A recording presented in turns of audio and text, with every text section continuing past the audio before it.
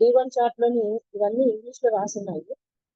మనం చెప్పుకుంటున్నటువంటి 4 4 1 3 4 2 2 4 3 1 4 4 కనుక మీనింగ్ ఏంటనేది ఇక్కడ మనకి స్పష్టంగా తెలుస్తున్నది. అశ్విని 4 పాదాలు ఎక్సెట్రా ఎక్సెట్రా ఇవన్నీ ఆల్రెడీ చాలా సార్లు రిపీట్ గా చెప్పాను. ఇప్పుడు మనం దాన్ని ప్రాక్టికల్ గా ఇందులోని తీసుకొచ్చి పెడతాం. 2 పాదాలు ఇవి కుజుడు పాదాలు అన్నమాట. చిత్తాలు 4 3 1 4 4 4 4 1 3 4 2 2 4 3 1 4 4 అది ఇప్పుడు మనం ఇక్కడ చూస్తున్నాం. ఇది వీటినే విడదీసి రాశారు పాదాల వైజ్. అశ్విని 4 పాదాలు కేతు నక్షత్రం, భరణి 4 పాదాలు శుక్ర నక్షత్రం, వృత్తిక రవి నక్షత్రం, వృత్తిక 3 పాదాలు రవి నక్షత్రం, 4 చంద్ర నక్షత్రం, 3 మిగతా 2 మార్స్, మళ్ళీ ఇక్కడికి వచ్చేసరికి 2 మార్స్, 4 రాహు, 3 జూపిటర్, 3 పాదాలు.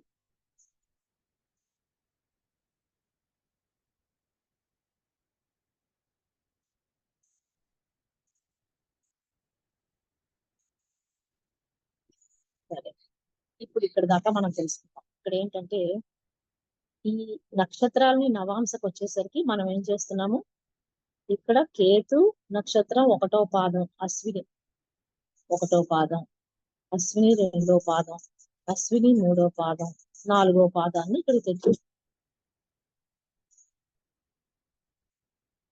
తర్వాత మళ్ళీ భరణి 1వ పాదం, భరణి 2వ పాదం, భరణి 3వ పాదం, భరణి 4వ పాదం తెచ్చాం. మళ్ళీ రవి తాలూకా 1వ పాదాన్ని తెచ్చాము. ఇక్కడతో సరి ఏవి మొదటి రాశి తాలూకా మేష రాశి తాలూకా 9 పాదాలు ఇక్కడతో సరి. 9 పాదాలు ఇక్కడతో సరి. ఎక్కడ దాకా? ధనస్సు తోటి. సో ఫస్ట్ రాశి టు 9th రాశి ఈ 9 పాదాలు ఇక్కడ సరి. తర్వాతకు వచ్చేసరికి మళ్ళీ ఈ 2వ రాశి రాశి 2 తాలూకా అంటే వృషభ రాశి తాలూకా D1 చార్ట్ లో ఉన్నటువంటి వృషభ రాశి తాలూకా నవాంశలోని ఇక్కడి నుంచి ఫిలప్ అవుతాయి. ఏంటది? వృషభ రాశిలోని మొదటి పాదం ఏంటి? రవి తాలూకా 2వ పాదం. సో వృత్తిక 2వ పాదం, 3వ పాదం, 4వ పాదం. వృత్తిక అయిపోయిన తర్వాత రోహిణి నక్షత్రం 1వ పాదం, రోహిణి నక్షత్రం తాలూకా 2వ పాదం. ఇక్కడ చూస్తున్నాం కదా మనం 1వ పాదం, 2వ పాదం, 3వ పాదం, 4. ఈ 4 రోహిణి పాదాలని మనం ఇక్కడికి తెస్తున్నాం. 3వ పాదం రోహిణి, 4వ పాదం చంద్ర నక్షత్రం తాలూకా 4 పాదాలు, మళ్ళీ కుజ నక్షత్రం తాలూకా 2 పాదాలు, మృగశిర 2 పాదాలు. సో కుజుడు 2.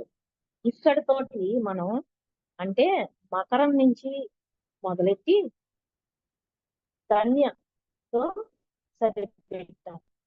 10th రాశి నుంచి 6th రాశి వరకు మనకి ఈ మొత్తం ఈ బాక్స్. ఇప్పుడు వృషభ రాశి తాలూకా బాక్స్ ఇక్కడ కంప్లీట్ అయిపోయింది. సరేనా? సో 10th రాశి టు 6th రాశి రెండవ రాశి తాలూకా నక్షత్రాలు కంప్లీట్ అయిపోయాయి. ఇప్పుడు రాశి 3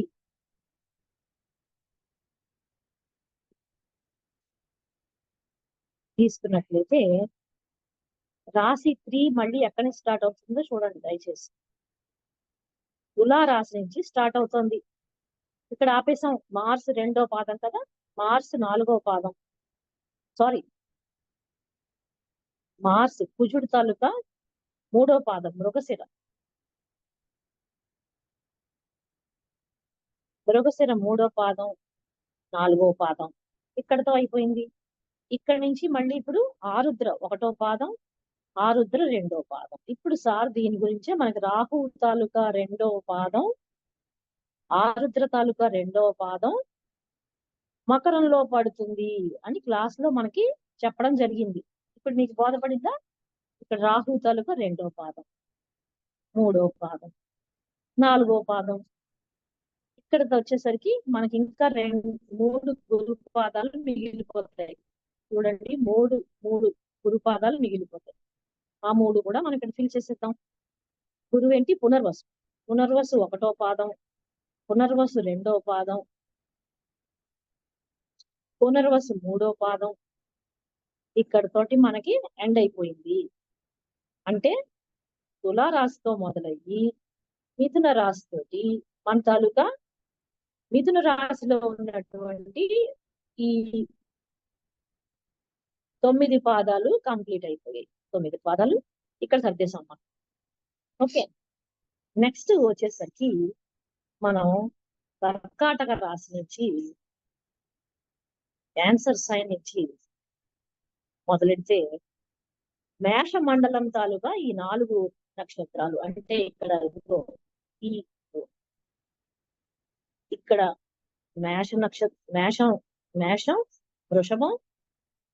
వృషభం, మిథునం, కర్కాటకంలో పునర్వసు తాలూకా 1 పాదం, పుష్యమి తాలూకా 4 పాదాలు, ఆశ్లేష 4 పాదాలు. ఎలా సర్దారో ఇప్పుడు చూద్దాం. ఇక్కడికి వచ్చేసరికి ఇంకా గురువు తాలూకా 4వ పాదం, పునర్వసు 4వ పాదం పడింది. ఇక్కడ పునర్వసు 4వ పాదం. ఇక్కడికి వచ్చేసరికి పుష్యమి శని నక్షత్రం 1వ పాదం, పుష్యమి పడింది.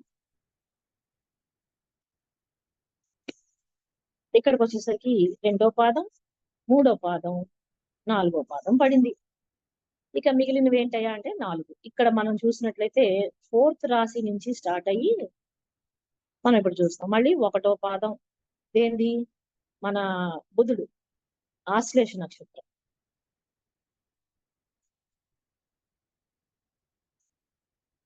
సెకండ్ పాదం, 3rd పాదం, 4th పాదం.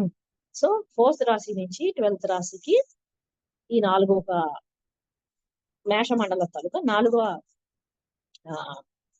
కర్కాటక రాశి తాలూకా మొత్తం 9 పాదాలు ఈ రకంగా డిస్ట్రిబ్యూట్ అయ్యాయి.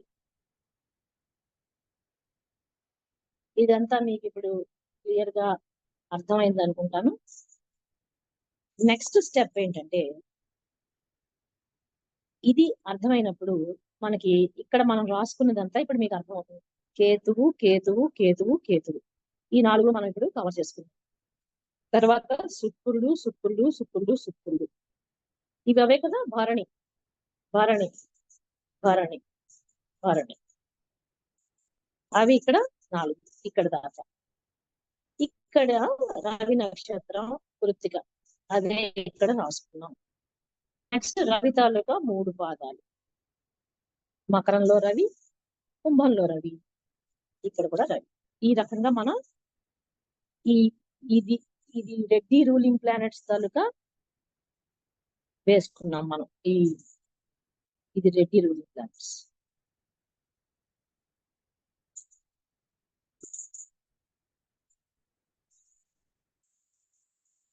ఈ రెడ్డి రూలింగ్ ప్లానెట్స్ లో ఇప్పుడు మనం ఈ నక్షత్ర పాదాలని ముందు నింపేసుకున్నాము.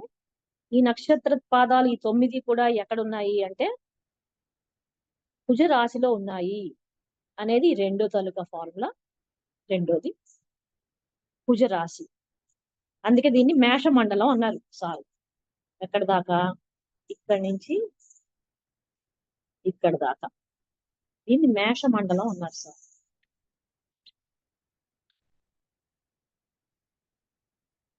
ఇప్పుడు 1, 2, 3, 4 నెక్స్ట్ 4 కూడా సూర్యమండలం ఇది సింహ మండలం అన్నారు. ఇది సింహ మండలం అన్నారు. నెక్స్ట్ సారీ, గుర్తుపెట్టుకోండి ఇవన్నీ. నెక్స్ట్ ది ధనుర్మండలం. ఇది ధనుర్మండలం.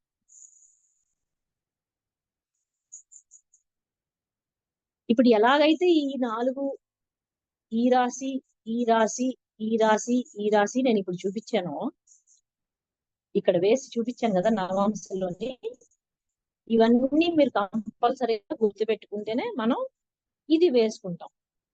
సో కుజుడు తాలూకా మొదటి పాదం, కేతు తాలూకా మొదటి పాదం మనకి కుజుడు తాలూకా రాశిలో పడింది. కేతు తాలూకా రెండో పాదం మనకి శుక్రుడు రాశిలో పడింది.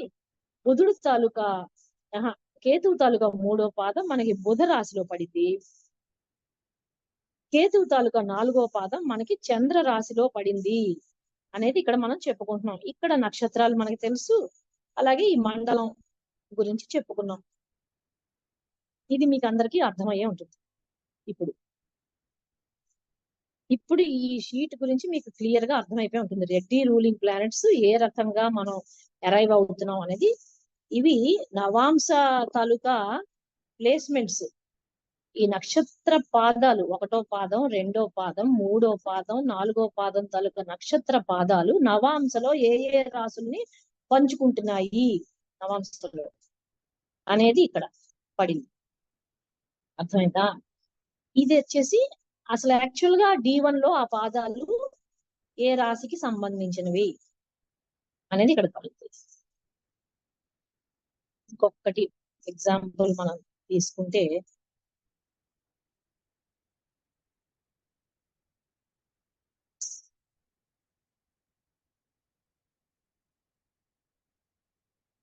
ఇప్పుడు మీకు ఇంకొద్దిగా బాగా ఇంకొక ఎగ్జాంపుల్ చెప్తాను దీని మీదనే. ఇప్పుడు మనం ఇక్కడ దాకా వేసేసాం, కృత్తిక 4 పాదాల దాకా ఇందాకటి చార్ట్ లో వేసేసాం. ఇందులో కృత్తిక 1వ పాదం, 2వ పాదం, 3వ పాదం, 4వ పాదం వేసి, ఇప్పుడు నేను నీకు నెక్స్ట్ చూపిస్తాను. ఎక్కడ దాకా అయింది? ఇప్పుడు ఇక్కడ దాకా చెప్పుకున్నాం, రవి దాకా చెప్పుకున్నాం. ఇప్పుడు నెక్స్ట్ రవి 4 పాదాలు అయిపోయిన తర్వాత రోహిణి చంద్ర పాదాలు మనకి మొదలవుతాయి. ఆ చంద్ర పాదాలు మనం ఇక్కడ చూసినట్లయితే మొదటి పాదం రోహిణి మొదటి పాదం, ఇక్కడ 2వ పాదం రోహిణి 1వ పాదం, రోహిణి 2వ పాదం, రోహిణి 3, 4 చంద్ర నక్షత్రాలే కదా 4 పాదాలు. ఈ 4 పాదాలు మొదటి పాదం ఇక్కడికి, 2వ పాదం ఇక్కడికి, 3వ పాదం ఇక్కడికి, 4వ పాదం ఇక్కడికి వచ్చాయి. కానీ ఇవన్నీ ఏ రాశికి సంబంధించినవి? శుక్ర రాశికి సంబంధించినవి వేసుకున్నాం. కానీ నవాంశలోకి వచ్చేసరికి మనం ఎక్కడ వాటిని స్ప్రెడ్ చేస్తున్నాము? మొదటి పాదాన్ని చూడండి, మొదటి పాదాన్ని కుజరాశిలోకి, 2వ పాదాన్ని శుక్ర రాశిలోకి, 3వ పాదాన్ని బుధ రాశిలోకి తీసుకొచ్చాం అనమాట. అయితే అందుకని ఇవి రాశాం. ఇప్పుడు రెడ్డి రూలింగ్ ప్లానెట్స్ ఎలా వెయ్యాలో మీకు క్లియర్ గా క్లారిటీ వచ్చింది అనుకుంటాను దీంతో. అలాగా ఈ ఒక్కొక్క పాదానికి ఒక్కొక్క సంవత్సరం అసైన్ అయింది. అది మనం చెప్పుకున్నాం ఆల్రెడీ. 9 ఇయర్స్ కి 9 పాదాలకి 9 ఇయర్స్ అంటే ఒక పాదానికి ఒక సంవత్సరం. ఎందులోని? ఇదంతా రెడ్డి రూలింగ్ ప్లానెట్స్ తాలూకా క్యాలిక్యులేషన్ మాత్రమే, D9 లో గుర్తుపెట్టుకోండి.